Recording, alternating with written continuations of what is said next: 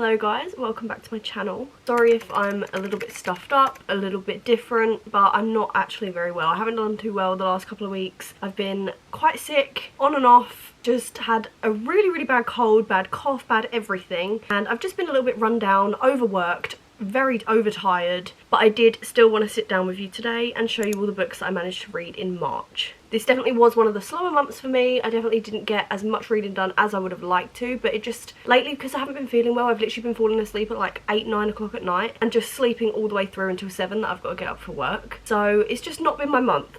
I still did manage to read quite a few. Hello.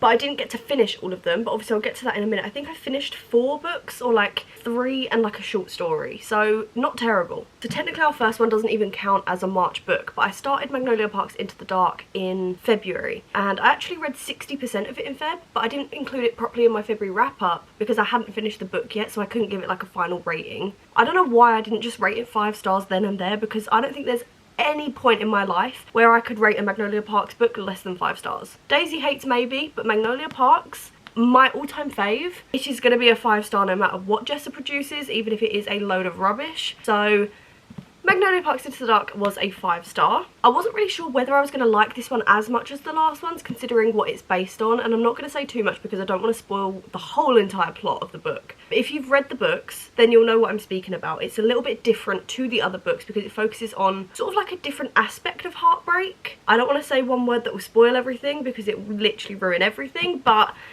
I wasn't sure the direction it was going to go in. I was just on the edge of my seat the entire time, which I really thoroughly enjoyed, and I think it was quite long, I will say, but this is the only book, and maybe the Boys of Tommen series, that I can read that long of a book and just not even notice and not even care. I was excited to wake up every day and read it. I was excited to get home from work and read it. This was one of my most anticipated reads ever, and it was a 5-star. I loved it. I then started filming my what I realistically read in a week video, and I started Throttle by Lauren Asher. I think I'd already read nearly half of it when I started that vlog. But if you don't know, this is like a Formula 1 brothers teammate romance, and I honestly thought that this was going to be like an instant 5-star. There was literally no doubt about it in my head that I was going to rate this a 5-star, and I didn't. Believe it or not. I'm not sure whether it was something that I didn't like or if I just read it while I was in a reading slump or something, but after Magnolia Park's, any book that I read after Magnolia Park's just has no chance. So I don't know why I read it after. I think it was simply because I thought that I was going to love it. I was like, oh, let's keep the 5 stars rolling, and I just didn't.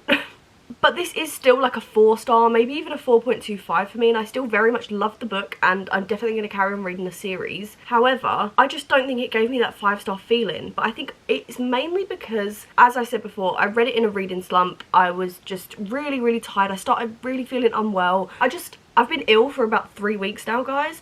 And I started this book when I started feeling ill, so I just think it just didn't do me very well. I don't know, the book was fine. I just didn't find myself wanting to pick it up. I wasn't as engaged. There was definitely things I did enjoy, like the social media aspect of the main character. I really liked her vlogging, her social media, because obviously as someone that does it myself, I do obviously relate to that, so I liked sort of like that aspect behind stuff. I really liked her going to interview the drivers and stuff like that, and just like the F1 vibe. Obviously I do love F1. I've heard a lot of people say that this book got them into F1, but I was already into F1 before I read this, so maybe that's why I didn't have that same connection with it. I'm not sure, but I've heard that the series gets better and better, so I'm excited for that. But I think I'm going to settle on a 4.25 because it was good, and on the right day, if I wasn't ill, I would have loved it. It's not the book's fault, guys, it's my fault. I was then debating whether to start The Assassin's Blade, and obviously because I was in such a slump with Throttled, again, not because of the book, because of my little naggly brain, I thought, why start an 8-book fantasy series? Like, girl, please, you can't even go through a nearly 400-page romance. You are not going to get through an 8-book fantasy series. So I started the short story sort of series, mini-series that I've been telling you about, which is by a bunch of authors, and I think it's like an Amazon-owned, I think Amazon asked a load of authors to just collaborate on short stories, and just, they're basically a series, but they don't follow after each other. So they're just sort of like interconnected standalones just by a load of different authors. There's one by Ashley Poston, there's one by Abby Jimenez, there's one by Jasmine Guillory, there's loads. And I've read 3 of them right now. I think I'm on to the 4th one, but I read Drop, Cover and Hold On. I want to say this is definitely my least favourite one so far, but it literally was around 40 pages. It literally just didn't have any brain power behind it, which is what I really enjoyed. It did cover the topic of an earthquake, but it wasn't in like that triggering way. So maybe if that's not for you, or you feel like maybe you don't want to read that, if you've ever had like a traumatic experience or anything like that, yes, it does talk about earthquakes, but it's not in like that dark way that you'd be worried about. Something just happens. It isn't even described in graphic detail. Things just fall off the shelves and then they just speak their way through it until they can get out, basically. But this series as a whole is called the Improbable Meet Cute series, which is basically just a bunch of meet cutes. I have explained it briefly in a vlog, and I think in my February wrap up actually, because I'd read 2 already by then. But it's very surface level. You don't see any of the relationship really progress. You literally just see them meet each other, get to know each other, and then the book ends, because as I said, it's like 40 pages. But sometimes that's the best, because I was obviously feeling a little bit slumpy. I just needed something quick, easy, and this series has definitely served that for me, so I definitely recommend it. The lighting's changing so much. This is the problem with filming with natural light. And now someone's car alarm's going off. Excuse me. So I then read Done and Dusted by Lyla Sage. This is probably one of my most anticipated reads since reading the Chestnut Spring series, because I adored the Chestnut Spring series and love a cowboy romance. But I was debating whether to get into the Off to the Races Gold Rush Ranch series by Elsie Silver or the Rebel Blue Ranch series, which is this series. I really did enjoy this book from start to finish. I even listened to like just less than half of it on an audiobook as well while I was getting ready for work, and it literally was just so good. It wasn't anything brain powery, it was something that I was just invested in, and I just really liked the characters. I loved the world it was set in, and it really did bring me back to Chestnut Springs in a different way, but that's exactly what I needed from it. I was actually really scared after finishing the Chestnut Springs series by Elsie Silver, because I thought I'm never going to find this again. I feel like you find one really good series of a certain subgenre, like cowboy romances for example, and then you go and seek out more, and they're just never the same, and they don't hit the same. So I was terrified that I would never find that feeling again. But I may have, because I really want to read the second one. And then the third one. I think the third one's not out yet. But either way, they are very high on my TBR, because I absolutely love this. I think I'm going to rate this one a 4.5 star because I really liked it. I loved the main character in it, the way that it spoke about some hard topics but in such a light-hearted way, the way that it focused on ADHD and like different representations and stuff. That was really interesting to read about, and also just really good to have in books. But yeah, 4.5 star, really enjoyed this. So Done and Dusted was the last book that I actually finished, and then I started reading for another video, so I want to show you the book that I'm reading for this specific video, but I'm not going to tell you what video it's for. I'm going to be sneaky. So I started reading Caravel by Stephanie Garber. It is finally that time, guys. I haven't read any of Stephanie Garber's books. I feel like a lot of people read the Once Upon a Broken Heart trilogy and then they go on to this. You can't even see it, hold on.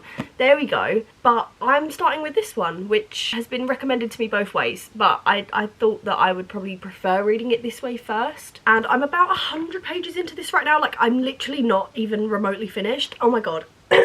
But I'm very much enjoying that. I don't think I'm obviously going to finish it by the end of March, considering it literally is wrap up time already. But either way, I may finish it by the end of March, but it obviously will not be in my March wrap up, because this is what this is.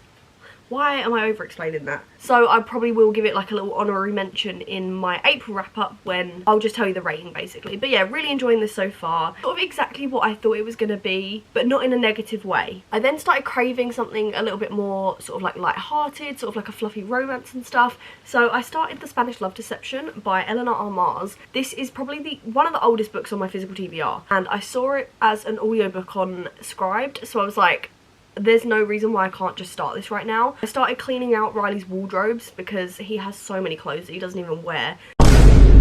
So I literally just like put on an audiobook and just started like combing through his wardrobe. Cleaned it all out, and I think I managed to get to chapter 5. So I'm very early days into this one as well, but I don't really like, I'm enjoying it when I'm listening to it, but I don't really want to find myself just like sitting and reading the book. So I feel like this is just going to be one of them ones that I'll slowly listen to, just sort of like when I'm getting ready for work, when I'm walking to work, on my way home, and just stuff like that. It's sort of like an errand book. But if I really get into it, I'll happily sit and read it. But I'm at that point at the moment where I just don't really care for it, if that makes sense. But I do like it, and I like the main characters so far. I don't know. I feel like it is a good audiobook so far, for sure.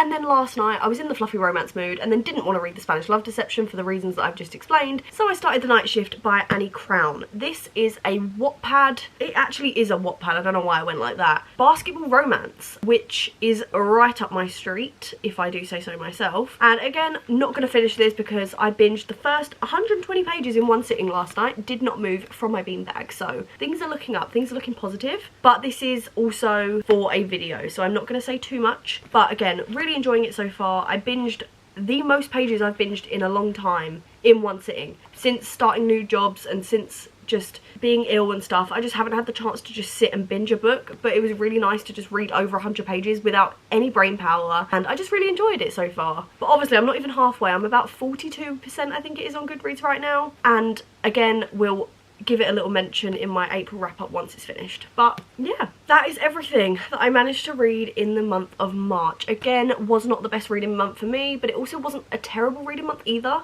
I've got really bad pins and needles on my foot and I can just feel it. Oh my goodness. Let me know how many books you read and what your favourite one is. If you rated any books 5 stars, if you rated any books any lower than that and you didn't like any books, let me know. Obviously keep it spoiler free in the comments. But I love you guys lots. Thank you so much for watching. Very, very sorry for being ill and just not thriving at the moment. I still wanted to get a video out for you guys, but I love you guys so much and I will hopefully see you in my next one. Bye! Oh, that pins and needles is bad.